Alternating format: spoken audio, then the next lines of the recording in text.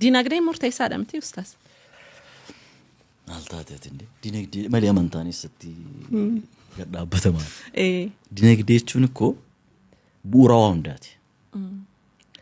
Maal jechuudha kun namni tokko yoo dinagdeedhaan bilisan taane amantaadhaan bilisan ta'u. Siyaasaadhaan bilisan ta'u. Biyyi isaa bilisa ta'uu dandeessu. Dinagdeen bu'uura waa hundaati. Waa malee miti baramma Quraana yoo fudhatte Matsaaf Qudduus yoo fudhatte bakka baay'ee keessatti waa'ee dinagdeetu pirinsipilii dinagdee wantoota halaala ta'an wantoota haraama ta'an akkamiin nama akka hojjechuu qabdutu ibsamaa achi keessatti. Utuu dhimmi kun dhimmi cimaa ta'uu dhabaate iddoo hundatti wanti kun mention hin godhamu. Waa'een zakaa maybe Matsaaf Qudduus keessatti hodhan alm kan jedhamu wantooti garaagaraa kun wanti inni achi keessatti bu'uureffame achi keessatti sirni kaamee fi jedhuu fi dinagdeen bu'uura waan ta'eedhaaf. Jecha tokko jira afaan Arabaatiin alli rizquu min fa'asuu qaraaruhu min ra'su. Namni rizqiinsaa qottoo isaatiin ta'eedha. Murtiinsaa sammuu isaa keessaa yeedha.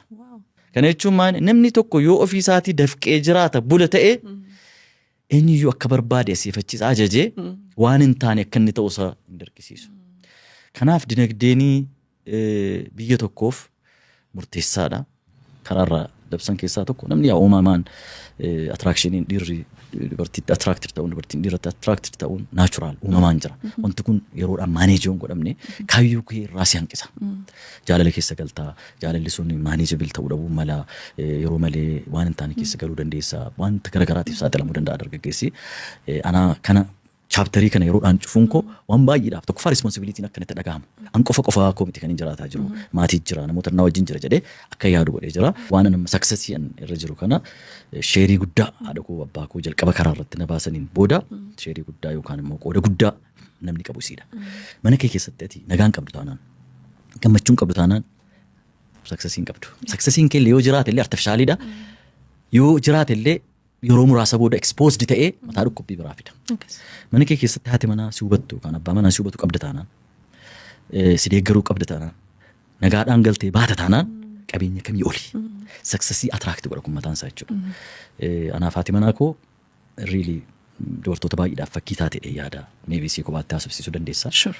Maaliif hin siin jedhaa ijoollee guddisuun akkaataa ijoolleetti guddisan alhamdulillah ijoolleen keenya kana jara kan xixiqqoodha. Mucaa keenya jalqabaa successfully iddoo amma karaa guddaa deemsisnee jirra inni yaadna warratti aananis karaa haaluma gaarii irra jiru. Guddisa ijoollee kana irratti ijoollee bocuu irratti mana kana hoogganuu irratti anaan baakkuchuu deeggaruu irratti ifin amma mo'achi bira dabartee dubartoota isin barsiisti daawaa isin gooti iddoo garaagaraattis immoo deemtee dubartootaaf fakkii waan ta'us waan baay'ee hojjetti.